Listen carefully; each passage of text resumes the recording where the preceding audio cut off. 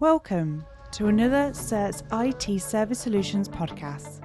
In today's episode, our host, John Granger, brings back Nick Thrussell, who is a well-experienced CIO across public sector, third sector and private sector. In part 2, they continue their debate around the question, if an IT decade is 3 years, how does a CIO write a 5-year strategy? Let's dive into part 2. I think you can't make a choice about a strategy in isolation from being a CIO or IT director. You can't make it in isolation. You have to obviously blend it. And I guess you should always more or less be the last person to write a strategy in an organization, because you're hoping that we've got the overall organizational strategy, then we'll have the finance people, we'll have the revenue income and all the other different services, how we're going to run the business. And ultimately, you've got to take all that, dilute it, and think, how am I going to be the foundation? But someone listening, or maybe you and me on occasion, have been asked to write a strategy, and we might have been the first person to be asked to put a strategy together. To feedback on what you just said, as far as I'm concerned, I totally agree. The effectiveness of the effectiveness of the strategy and the amount of effort to get everything lined up has an awful lot to do with the maturity of the overall business strategy. Correct. And also how specific it is. If it's got a few layers to it, something you can really get your teeth into, you can understand, okay, there's some automation over there. This is the regulatory stuff. This stuff over here just isn't core to our business. So why are we spending so much time, trying to, have IT around it, all those sorts of things. But I've also been in situations where maybe all the leadership team are kind of starting at the same time. Yeah. So there's a little bit of the risk of, we'll meet you at the top of the mountain. We might all have completely different maps. Hopefully we'll all arrive at the top of the same mountain. Yeah. Because remember, this is all about compressed timescales and speed and all that.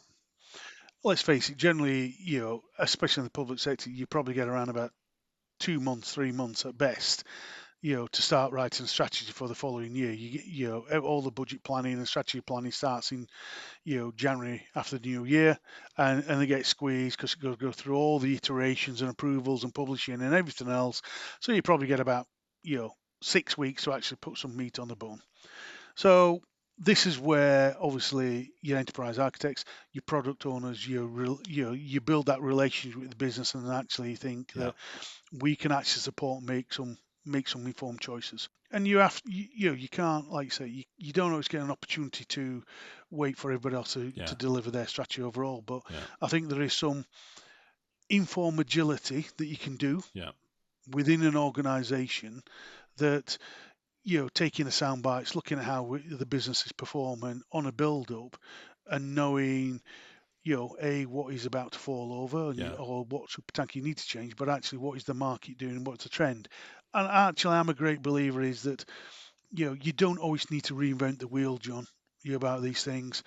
You can learn from other organizations. There's lots of things in the press and tech press and all over the place that you can learn and excite and be positive and think, well, we could piggyback on that we could adapt and change that to advance ourselves. So you've got to have a good solid team that want to challenge themselves and look at those opportunities for improvement overall as well. And actually, we take a solid punt on, we're not going to fail if that. And actually, if we're able to deliver 25% out of the 50% improvement we make, it's a good start. Yeah, and we should probably just talk about people. Yeah, it's a common theme when we talk about tech. We talk more about people, but you talked about your good team. I recently saw an article in LinkedIn, and it was about attitude. And it was really clever because they were sort of trying to get through the big myths, and the sort of the cliches that folks like us say. And one of them was recruit for attitude, which actually I'd picked up from a colleague who was in the military, years and years ago, and kind of really understood that. But the challenge to that was, okay, recruit for attitude, but they also need to know how to fly a helicopter. Do you see what I mean? There's this. the balance There is between the that two. balance. Yeah. Yeah. And so what I did is I refined it and said, folks, particularly early on in their technology careers, attitude is just so important, because you can feel the momentum, the energy that you're going to bring into your Yeah, team. completely. And then folks that can maintain that, having learned how to fly a helicopter, have also got that kind of attitude. And I'm just wondering, if we think about our reduced timescales and we want everyone to be alive to change and respond and sort of work together, having the team right is critical, isn't it? With this challenge that we've got with the timescales getting shorter and shorter. Yeah, the can-do attitude. You can never underestimate the can-do attitude or the enthusiasm of anyone. And actually, it's how you harness that. I think. I'm a great believer in blended teams. Sometimes where you have someone that is incredibly experienced within the business, but you've got somebody that you imagine the young pup on a lead and they're pulling your arm out of the socket trying to get away and run and chase after the birds and squirrels and everything else, and that's what you want that combination. And sometimes you need to blend that together, and that enthusiasm rubs off on the flying helicopter people that's been there and done it, and and got the scary stories, but actually you got the people that's pushing in terms of with the enthusiasm and tenacity and go, but what if and how do we challenge that? And it's how you put it in the mixer, blend it up, and actually have that combined team. Again, just this is really nuanced, but if you just heard that from the two of us and you went away and go, right, okay, you could, with all the best will in the world, create a kind of like a really positive, good news only team. That kind of there's a phrase for it, but so I always think there's this balance, which is, and this is my personal preference, is me being authentic as a leader, which is I like to keep things optimistic and positive. I like to understand that we actually have a purpose behind what we're doing. But I also I had this fantastic encounter early on in my career where someone just said, good news, 5 points, bad news, 2 points, wrong news, P45. I mean, you can't do that anymore, by the way. And I'm saying that was extreme because it was back in the day. But the kind of, you've got to have a balance between this. Surely there still needs to be a bit of an edge to the conversations, and you also need to say, Nick, I think we've made a mistake, or I'd like to respectfully disagree. Exactly. You've got to have that, haven't you? Yeah, completely. I mean, the way I've supported a number of organisations and clients is that you establish a future leaders program within your team. Where people you recommend or put themselves forward, and you bring them on a journey and build that maturity in them, but whilst you're harnessing that enthusiasm and you set up projects. But you're right. I think that there's these days the old attitudes are long gone, and you've got to embrace. I think it's the other way around. Good news, 5 points. If we do something wrong, actually you get 50 points. Go put your hand up and you've owned up about it. You know what's cool about that? You've just turned that from a psychologically unsafe situation, John, wrong news, P45 kind of, and to a psychologically safe environment, which is that's what we're here to do. Let's get it out. Let's get the stuff out in the open. Exactly. And you're right. And no ideas, inconceivable. I used to have a method called Pain of Pains, where I used to the delightful big glass windows in some organisations and infuriate the internal house team by putting lots of post-its on these windows, and it was pain of pains of what's wrong, what do we think is viable, and actually what is a success when we move it forward. And it's not my pain of pains. I didn't update it.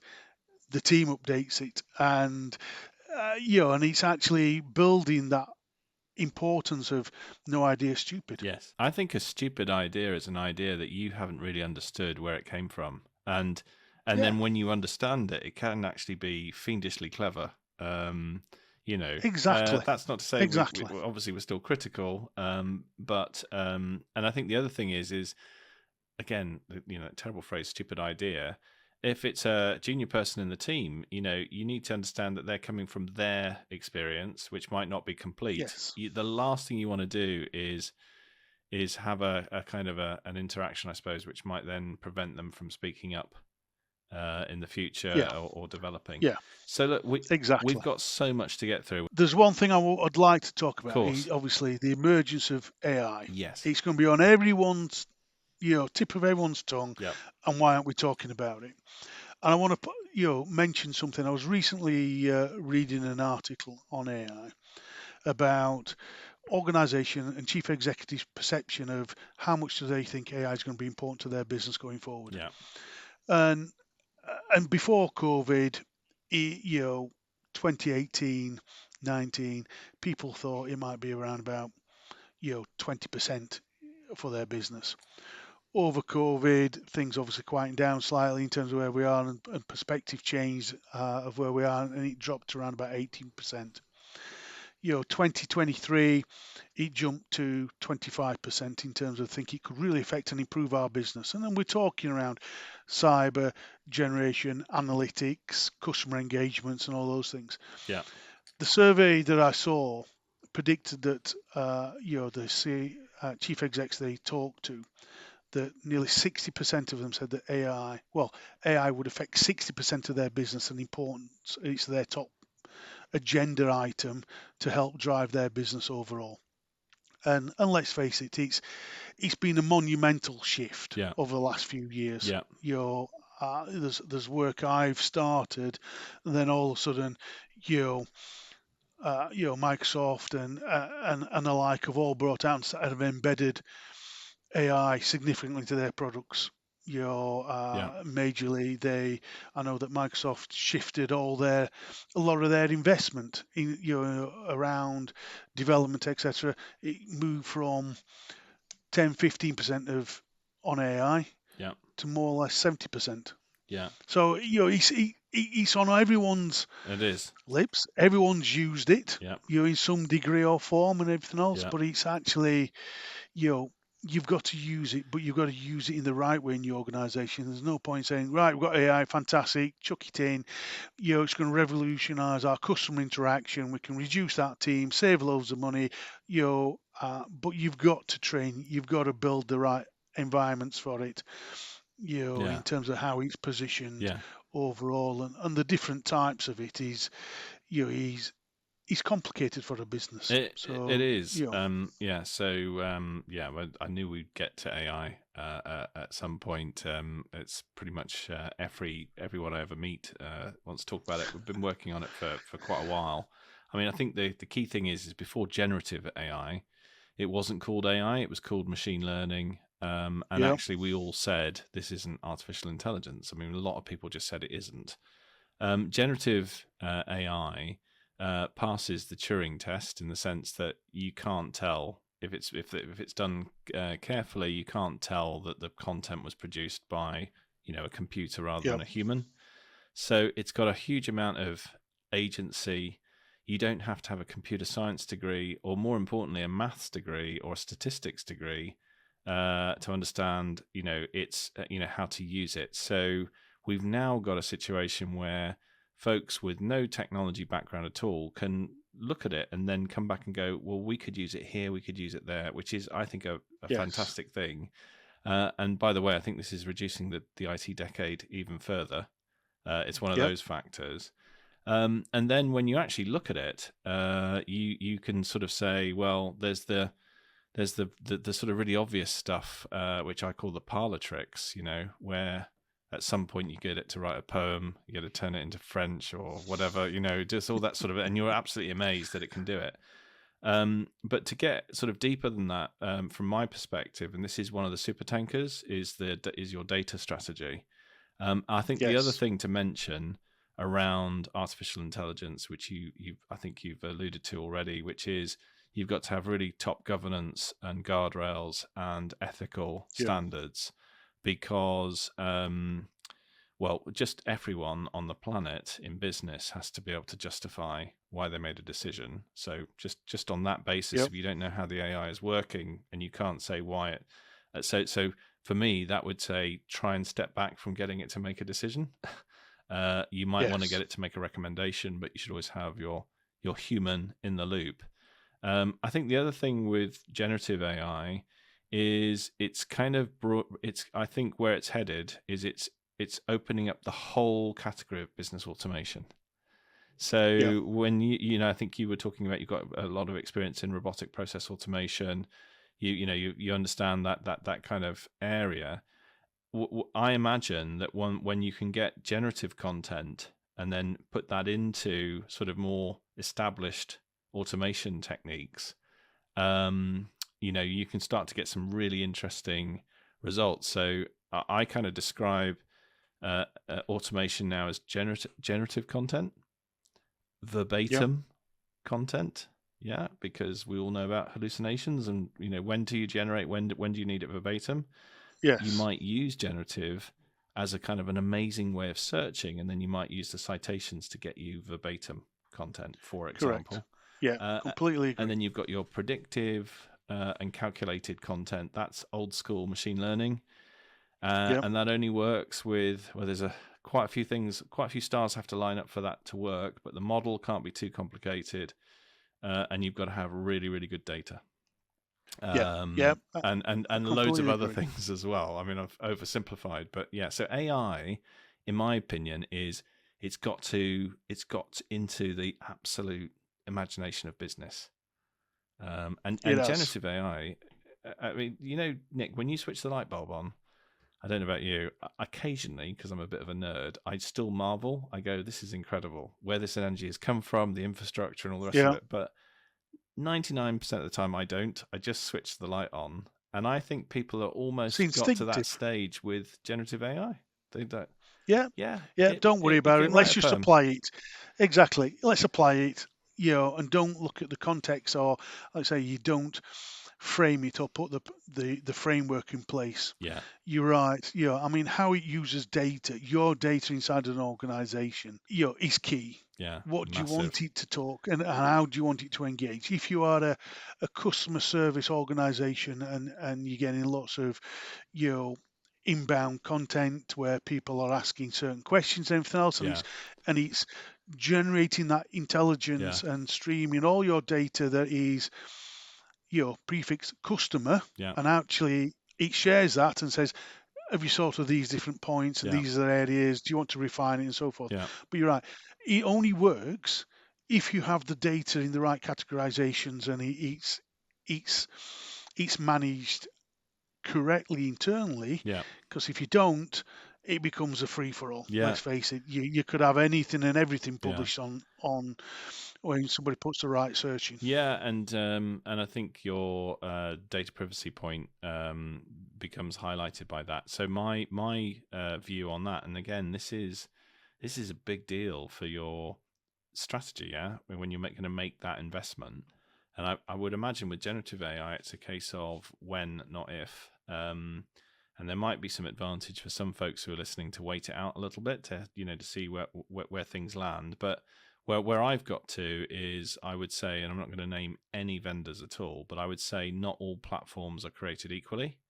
And I also Yeah, think some folks who use the consumer versions of the tool aren't really thinking about the guardrails and the importance of having sort of protection built in for the wrong kind of prompt being written. If someone wrote yeah, a racist prompt, or a prompt to do with a restricted characteristic, there are lots of platforms that just would not. They just reply, with something.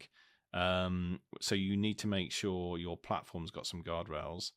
The other one completely. I would say, Nick, is that I mean, we're getting into it a bit here, but the various models, they're kind of generational, aren't they? I think got the Yep. 3.5, the 4, the 4 and a bit, and okay, I'm going to guess 5 is coming. There we go. Yeah. Amazing. Heard it here first.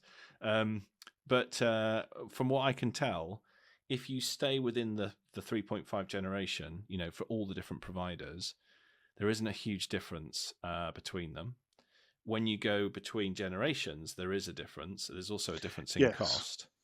Yes. And then I think when you look at that cost, you've got to say, is that cost there because I'm getting the guardrails, I'm getting all the other stuff that comes with it? And then I think also, I'm feeling guilty now for asking ChatGPT to write me a poem in Hindi, because actually I was wasting some carbon there, wasn't I? I mean, it does have a significant grunt to it. When I look at the carbon impact on AI, I kind of, it's a bit conflicted, but where I'm at in my head, and I don't know if I've done this conveniently, but I believe this, and that's that some of these wickedly complicated problems we've got to solve, like climate change, and some of the stuff they've been doing in disease research and medicine, all these wickedly complicated things, they are saying that the use of some of the traditional machine learning, but also the new forms of AI, are actually moving us along at a pace. So my hope, because hope's reserved for things outside your control, aren't they, Nick? Is that the AI will kick in, and ultimately will arrive somewhere. But if we don't, it's a much more expensive. It consumes more electricity. Yes. Yes. I mean, let's face it. I mean, AI is embedded in absolutely everything. Everyone that's listening to this in terms of their laptop, their phone, everything, they've all got a form of AI in them that's used now. It's so widely available. But yeah, I think the dangers from a CIO IT strategy is that when you have to change some of the tankers, Yeah. AI is embedded actually, but what to level is AI embedded? And a lot of the vendors are now pushing that it's got AI embedded, it can do this and everything else. But again, you can't just accept that. You Yeah. can't just you take the super tanker in terms of the change super tanker and slim it down slightly because it's newer, better, and we've got some AI in it. But you've still, I say, if we don't think about it right, then we're potentially opening an organisation up for Yeah. challenge and difficulties. So we've got to pick the right opportunities for AI to actually maximise its benefits and opportunities that it can help us grow and deliver and change and challenge us as I suppose as a world to be better. I mean the general for you got the two sets of camps that are extreme camps. The ones that want full or AI automation, do everything and drivers and cook for us and do everything that we possibly want, and your life becomes down to a 20-hour working week Yeah. because we've got all AI. And then you got the others that are absolutely feared because of they've been watching the latest release of some Terminator Or 25 or Black Mirror whatever. is a good one Yeah. on Netflix. I highly recommend it. Yeah. Yeah, I know what you Yeah. mean. So in terms of you've got the complete perspective of Yeah. two extremes overall, but it's somewhere in the middle. But Yeah. we've got to be conscious of how we're using Yeah. it and what we're using it for, I think. Yeah, But and I think I don't think anyone can get away from it now. all CIOs, CTOs, IT directors, anyone who's in charge of strategy, actually not just tech strategy, you should all be making sure that ultimately where you're steering the ship is for the good of all. Yeah. Because it's a zero-sum game and all the rest of it doesn't end well for everyone Yeah. at the end. Look, Nick, it's been an absolute pleasure, and this slot's absolutely shot by. So what I thought I'd do is Thank you. just very quickly mention the Sure. areas we didn't get to, Yeah. that I'm not suggesting we cover off in any way, but just so folks listening in might say, well, why don't they talk about? So we mentioned cloud a little bit, but I don't think we really got Yeah. into, cloud, SaaS, and hybrid. Yeah. We never mentioned the word digital transformation, which is huge. Yeah. Digital transformation It and is. It innovation. is. I think we Yeah. talked a little bit around regulatory and compliance, a little bit, but we probably could have gone a bit more into that. The whole thing about just vast quantities of data that's being produced at the moment in the analytics. And Yeah. I had also remote work and collaboration. Yep. And that was my bullet list prepared Well, by GPT 4.0. well, there we go. And we could probably do at least another session on the remaining bullet points, John, Yeah, to be honest. indeed. Cloud and where it's going. Yeah. There is a lot of differences. Let's face it, you've got, just quickly on that point, everyone's moved from, well, a lot of people on this, listening to this podcast will probably say, right, well, we're using one of the top 3, 4 cloud providers, Yes. let's face it, Yeah. because of the SaaS products and platform as a service and overall. But we've had that shift. We've been on that wheel that's gone from, we've got our own data center. Yes. We look after everything ourselves. We're never going to breach, go outside. Why should we? And then you got your managed provider looking after your data center. Then you go into somebody else's data center that they're looking after all the tin for you and everything else. And then it's just slowly evolved. And one thing that I think, just from a strategy point of view, is that sometimes you need to be wary of where your data is going, where it sits, and actually the costs involved, because it costs you money to put things in the cloud, and it also costs you money to bring stuff back from the cloud. Yeah, and also So, the speed. If anyone knows what a diode yes, is, getting data back out of the cloud is a bit like trying to get current the other way out of a diode. As in, it's a bit of a one-way. It can be a one-way street. But Nick, indeed. we're out of time for this one. But thank you. A huge thanks. No, thank you. It's been a pleasure, John. It's been a really good discussion.